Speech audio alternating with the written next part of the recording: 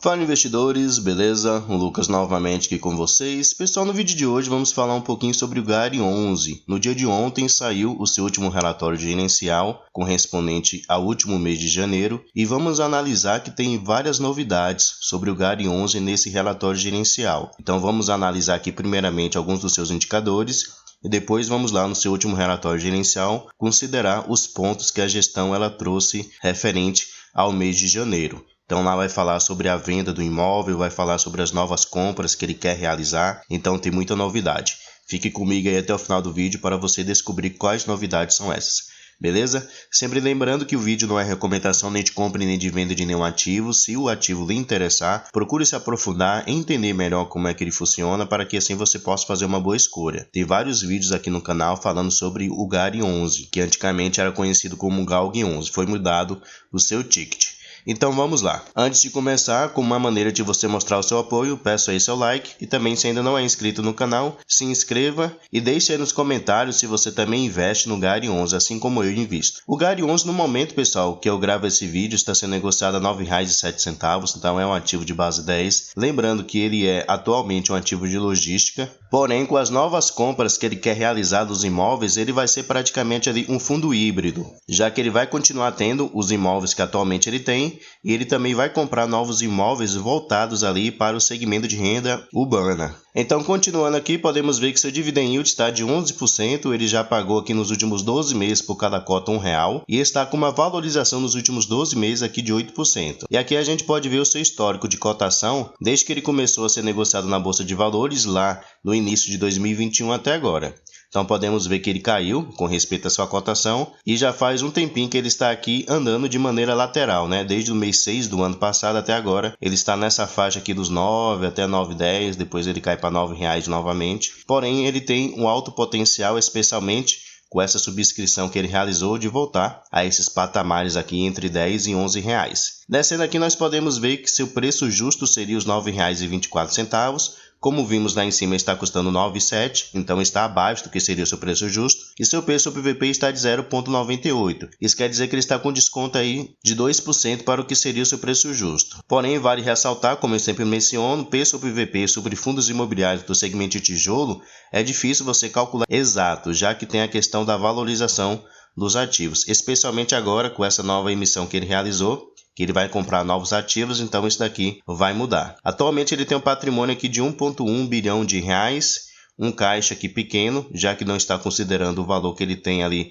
na emissão de cotas. Tem atualmente um pouco mais de 150 mil cotistas e uma liquidez média diária superior a 4 milhões. No dia de ontem ele anunciou também seus rendimentos, ele conseguiu aumentar um pouquinho aqui.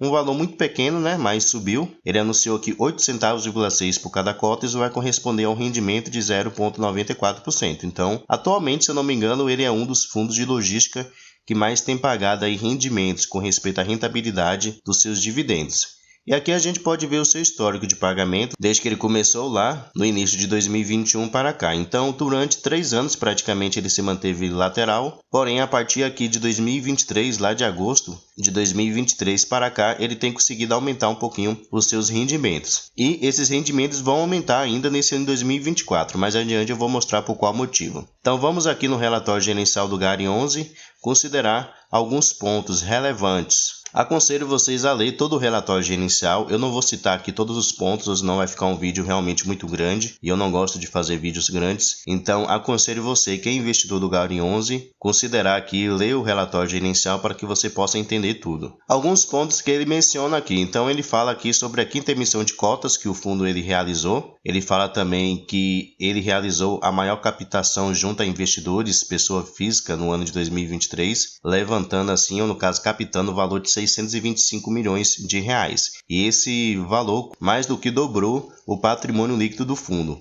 que passou a ter aqui 1,2 bilhão em operação. Ele menciona aqui também sobre a mudança do ticket do GARI 11, que antes era conhecido como GALG 11, então passou a ser conhecido agora como GARI 11. Ele menciona aqui também sobre a transferência de administração, que agora será feita pelo banco da Ecoval. E ele menciona aqui por último que o ingresso dos novos ativos que ele quer comprar será realizado agora na primeira quinzena do mês de março. Então ele já começará aí a poder colocar esses ativos no seu portfólio. Aqui temos todo o cronograma, né, do que aconteceu durante esses últimos meses. Então ele vai falar aqui sobre a mudança de ticket, sobre a emissão de novas cotas, a venda também, que foi realizada aqui no dia 23 de fevereiro, do seu imóvel lá, locado pela BRF em Salvador. Ele menciona aqui que o imóvel foi vendido no valor de 280 milhões de reais e o lucro líquido da transação será de aproximadamente 51 milhões de reais, o que vai corresponder assim a um retorno de 23%. Ele ainda vai trazer mais informações sobre essa venda, né, como vai ser pago essas parcelas, e esse lucro, né, ele tem aí que distribuir pelo menos 95% desse lucro líquido de 51 milhões para os seus cotistas. Agora devemos ver de que maneira que ele vai distribuir, né? Alguns fundos distribuem no final de cada semestre, já tem outros que divide, né? Todos os meses ele paga ali um pouquinho. Aqui, como eu já mencionei, ele fala sobre a transferência da administração, que agora será feita pelo Banco Tecnoval. Ele também menciona que no mês de março, agora já no mês de março, ele vai realizar as novas aquisições de imóveis. Destacando um pouquinho aqui sobre o que aconteceu durante o mês de janeiro, ele fala o seguinte, que no portfólio do fundo as principais alterações envolveram a BRF Visa e a BRF Salvador. Lá nessa BRF de Vitória de Santo Antão foi feito o reajuste anual do aluguel, né? Usando aí o índice IPCA, o que aumentou a receita de locação em aproximadamente 4,7%. Por isso que vocês vão ver lá no seu demonstrativo de resultados que teve um aumento correspondente ao seu valor de alocação, já que teve esse reajuste aí no aluguel desse imóvel localizado para a BRF lá em Vitória de Santo Antão. E ele volta a mencionar aqui sobre a venda do imóvel de Salvador, que ele teve o lucro aqui de 50 até 51 milhões de reais, e ele menciona ainda que essa operação vai ter impacto positivo na alavancagem do fundo, uma vez que envolve o pagamento da totalidade da dívida do imóvel atualmente em 110 milhões de reais. Então essa dívida aqui, que o Gary 11 ele tinha de 110 milhões de reais, deixará de existir, não será mais dele. Então aqui na evolução da alavancagem, ele menciona o seguinte, que antes da emissão de cotas, né, o fundo ele estava com uma alavancagem aqui de 41%, levando em consideração seu patrimônio. Depois da captação da emissão de cotas, já que ele aumentou seu patrimônio, então sua alavancagem diminuiu, foi para 24%. E após essa venda que ele realizou aí desse imóvel, a sua alavancagem caiu ainda mais, para 18%. Então saiu aqui de 41% para 18% em questão aí de 3 meses aproximadamente. Então o Gary 11 está com uma alavancagem agora relativamente pequena, se compararmos com o seu valor antes. Então isso é muito positivo, porque as suas despesas financeiras vão ser menores, já que ele vai estar pagando aí menos juros da sua alavancagem, e também já que ele vai ter novos investimentos, isso vai trazer uma receita maior para o ativo. Ele menciona aqui novamente sobre 51 milhões que foi realizada a venda do imóvel de Salvador. Ele menciona que esse lucro vai corresponder a 41 centavos por cada cota, que equivale aqui a aproximadamente 5 meses de dividendos. Já que atualmente ele tem pagado ali 8 centavos, então se multiplicarmos, né?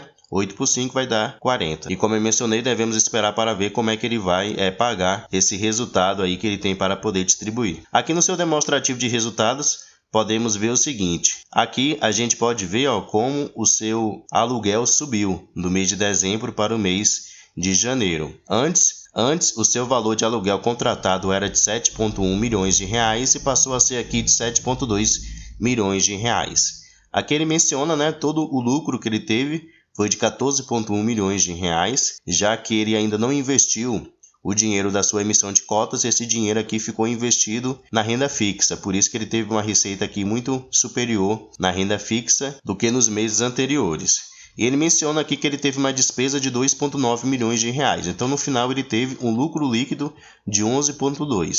Ele distribuiu em rendimentos 10,5, então ele gerou 8 centavos,9 por cada cota e distribuiu 8 centavos,4 por cada cota. Então ele teve um resultado superior ao valor que ele realmente gerou. Aqui com respeito a alguns indicadores não há muitas mudanças, né? Ele continua com os 5 imóveis, mas como eu mencionei, aquele lá de Salvador não será mais dele e ele ainda vai realizar as novas compras agora nesse mês de março. Sua vacância continua totalmente zero, tanto a vacância física como a vacância financeira. 100% dos seus contratos continuam atípicos. Vamos ver também sobre a tipologia dos contratos, né? Assim que ele comprar esses novos imóveis. Vamos ver se vão continuar sendo contratos atípicos, que são contratos com uma duração maior. Nessa aqui a gente pode ver o mês de reajuste dos seus contratos, então teve esse reajuste aqui no mês de janeiro de 23%. Nesse mês de março teria um reajuste bastante interessante de 35%, porém seria no imóvel justamente lá de Salvador. Se descermos mais um pouquinho aqui, podemos ver com respeito à duração dos seus contratos. Então aqui ele menciona quem é o locatário de cada um dos seus ativos,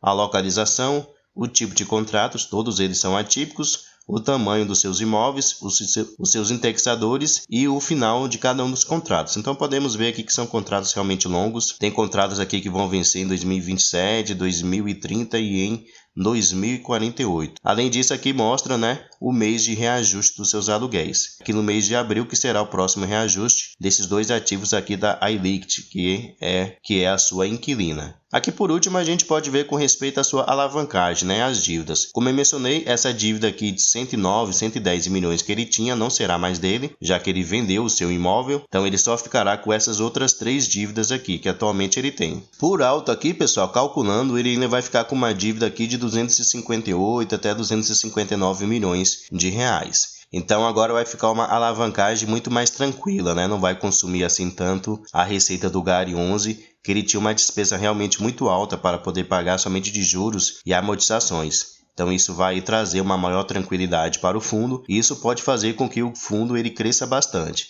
tanto na sua cotação como também nos seus rendimentos. E aqui por último, se você quiser, você pode conhecer cada um dos ativos que atualmente ele tem. Então ele vai dar aqui mais algumas informações sobre os imóveis que atualmente ele tem. Ele também faz o apanhado aqui sobre cada um dos seus inquilinos. Então se vocês passarem aqui, pegarem as informações de cada um dos inquilinos, vocês poderão ver que são inquilinos realmente, são empresas que já faz muito tempo que estão operando, de um modo geral. Não operam somente aqui no Brasil, mas em outros lugares do mundo. Então isso traz assim uma maior segurança. E como eu mencionei, 100% dos seus contratos são contratos atípicos. Contratos atípicos têm um ponto positivo que a multa rescisória ela é muito alta, então geralmente não compensa o inquilino ele sair daquele imóvel, já que ele vai ter que pagar ali um alto valor para o fundo. Então compensa ele continuar naquele imóvel até o final do seu contrato. Então pessoal, esses são alguns pontos aí sobre o GARI 11, algumas novidades que vieram nesse relatório gerencial. Então, como eu mencionei, sua alavancagem vai diminuir. Ele realizou a venda daquele ativo lá de Salvador, um lucro líquido de 51 milhões, o que vai corresponder ali a 41 centavos por cada cota. Agora devemos esperar para ver como é que o fundo ele vai distribuir esse lucro, se ele vai pagar no final do semestre, que seria ali